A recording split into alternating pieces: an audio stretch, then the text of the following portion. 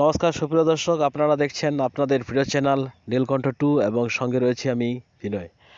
আজকে কোর্ট চত্বরে আরজিকর কাণ্ডের প্রধান অভিযুক্ত সঞ্জয় রায়ের ফ্লাইং কিস। তার ফ্লাইং কিস দেখে মনে হচ্ছে তার মনের মধ্যে কোনো ভয় নেই। মানুষের যখন মৃত্যু কাছের দিকে চলে আসে তখন মানুষের মধ্যে ভয় ভীতি সব হারিয়ে যায়। ঠিক যেন সঞ্জয় রায়ের মধ্যেও সেরকম একটা ব্যাপার স্যাপার খেলছে।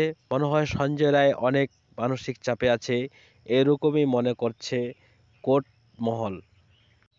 এবং মাঝে মাঝে শোনা যাচ্ছে সঞ্জয় রায়ের মুখে যে সঞ্জয় রায় নির্দোষ, তাকে বিনীত গোয়েল নামে একজন ফাঁসিয়েছে, এরকমই শোনা যাচ্ছে। এবং তিনি আরেকবার তাকে চিল্লাতে দেখা যায় যে ওকে অন্য গাড়ি করে কোথায় যেন নিয়ে যাচ্ছে এবং তাকে ফাঁসানো হয়েছে, এরকমভাবে সঞ্জয় রায়কে চিল্লাতে চিল্লাতে দেখা যায়। একজন সিভিক ভলেন্টিয়ারের জন্য এখন গোটা সিভিক ভলেন্টিয়ার সেই নাম বদনাম খারাপ হচ্ছে এবং নিজেকে তিনি নির্দোষ দাবি করছে।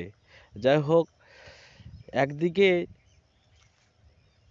যেরকম সঞ্জয় রায় এরকম কাণ্ডের সাথে যুক্ত আছে এবং অপরদিকে সিভিকরা ভালো ভালো কাজ করে যাচ্ছেন এবং সেই ভালো ভালো কাজগুলা এই একটু কাণ্ডের জন্য সব ঢাকা পড়ে যাচ্ছে।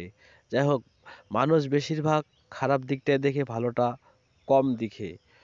অপরদিকে পাহাড়ে এসেছে মুখ্যমন্ত্রী, পশ্চিমবঙ্গের মুখ্যমন্ত্রী মাননীয় মমতা বন্দ্যোপাধ্যায় পাহাড়ে ভিজিট করেছেন এবং পাহাড়ে ভিজিট করার পর সেখানে তিনি নিজের হাতে তৈরি করেছিলেন একটি গ্রুপ ডি রিক্রুটমেন্ট।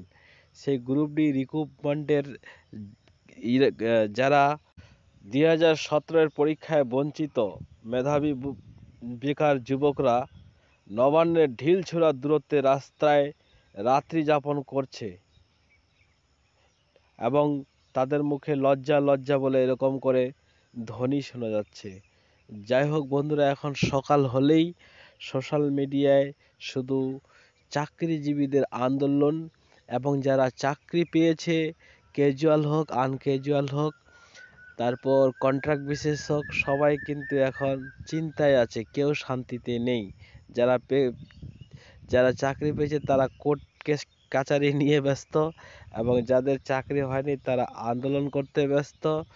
এমনকি এদের জ্বালায় পশ্চিমবঙ্গের মুখ্যমন্ত্রীও কিন্তু শান্তিতে নাই। তো যাই হোক বন্ধুরা, আপনারা দেখছেন আপনাদের প্রিয় চ্যানেল নীলকণ্ঠ 2 এবং সঙ্গে রয়েছি নয়। অপরদিকে ভিএসকেরাও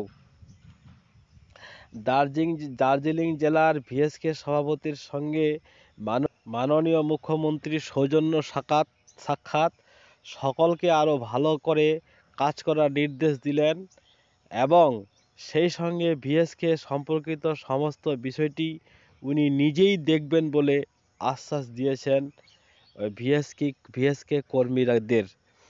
এবং ভিএসকে কর্মীরাও অনেক দিন ধরে তাদেরও অনেক ক্ষোভ, তারা নাকি ঠিকঠাক বেতন পাচ্ছে না এবং তাদের বেতন নাকি খুবই কম, যতটুকু তারা পারিশ্রমিক পায় তার চেয়ে তাদের বেশি একটু কাজ করতে হয়।